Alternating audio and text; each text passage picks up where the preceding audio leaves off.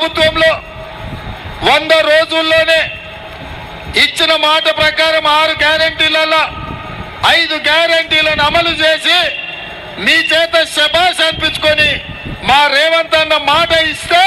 మాట తప్పడు అని మీతో అనిపించుకునే పరిస్థితి వచ్చింది. అందుకే మా ఆడబిడ్డలకు ఆర్టీసీ బస్సుల్లో ఉచిత ప్రయాణం, మా అక్కలకు మా పెద్దమ్మలకు 500 రూపాయలకే సిలిండర్ ఇంటి దగ్గర ఇచ్చే విధానం, ప్రతి పేదవాడి ఇంటిలో వెలుగులు ఉండాలి, మా పేదోళ్ళ కళ్ళల్లో ఆనందం చూడాలి అని 200 యూనిట్లు ఉచితంగా విద్యుత్ ప్రతి ఇంటికి ఇచ్చి పేదవాళ్ళను ఆదుకున్నాం. ఇదే కాకుండా